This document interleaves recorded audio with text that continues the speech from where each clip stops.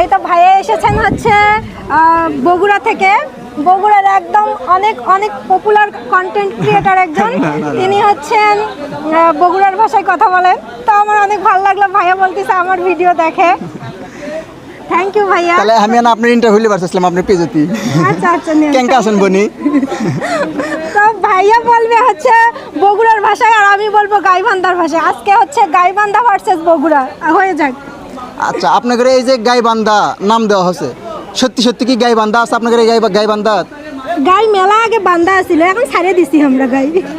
আচ্ছা, আপু আমার কি খারাপ মানুষ মনে হয় যে সারা জীবন খালি বান্ধেই থামো, ওই জন্য আবার ছাড়িয়ে দিছি। না, গাইবান্ধার মানুষ একদমই খারাপ লাগে, একবারে সেই ভালো কিন্তু আমরা। আচ্ছা, আপনার গাইবান্ধার ভাষায় কিছু কোন যেটা আমি বুঝতে পাবো না, আমার বগুড়ার ভাষা সেটা আমি আবার ট্রান্সলেট করবো, এমন কিছু কি আছে?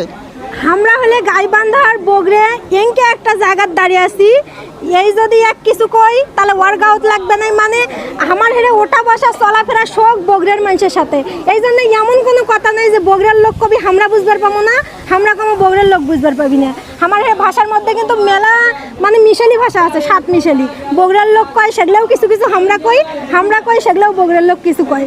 এই জন্য মনে হয় না বগুড়ার ভাষা আর গাইবান্ধার ভাষার মধ্যে বোঝা যাবে না এনকে কোনো কথা আছে। বেশি একটা পার্থক্য নাই, তবে আপু মনে হয় বগুড়ার ভাষায় কছে, কিন্তু গাইবান্ধার লোক বগুড়ার ভাষা কেঙ্কা করে বলে এটা আমি বুঝছি। এই জন্যই তো করছি যে এই জন্যই তো করছি যে আচ্ছা গাইবান্ধার লোকের ওঠা বসা শোক খালি বগুড়ার লোকের সাথে।